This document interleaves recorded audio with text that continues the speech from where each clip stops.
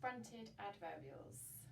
Right, these are way easier than the name suggests. So basically you have to understand what an adverb is and what an adverbial phrase is. And an adverb describes a verb, so it describes how something is done. So an adverbial phrase is just perhaps a collection of words that does that rather than one word. Now, at the start of Key Stage 2, most children will understand that an adverb is an ly word, so a word that ends in ly, something like happily, slowly, carefully.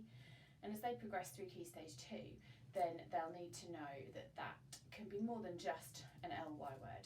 And I've got some examples up here. So these are different examples of the types of adverbs that you can have. So you can have adverbs of time, adverbs of frequency, adverbs of place, manner and degree. And there's a few examples in each one.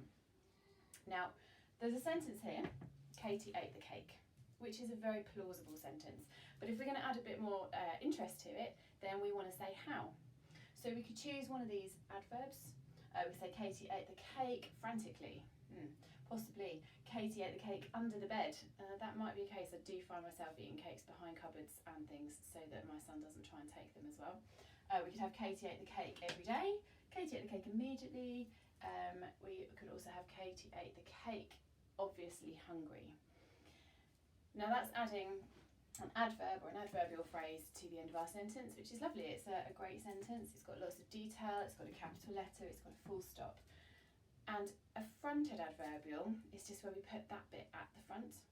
Now this turns our sentence into what we call a complex sentence, which means we have two clauses. We have the main clause, which is what's happening.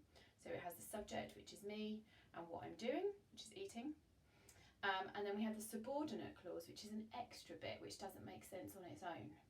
So I'm going to show you this. So what I'm going to do is I'm going to choose one of these adverbials and I'm going to put it at the front of my sentence. So I'm going to put down under the bed, comma, Katie ate the cake. And we can get rid of that a little bit there and put a full stop. Now the main clause is the bit that makes sense on its own, and that's this bit, Katie ate the cake. This bit here, under the bed, is a subordinate clause because it doesn't make sense without the other bit. We can't just have a sentence that says under the bed.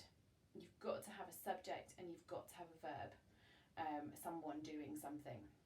So that's a really brief introduction to fronted adverbials. They're really quite straightforward, and there's loads of resources out there. I got this off Twinkle, and most people know that at the moment Twinkle's free for parents.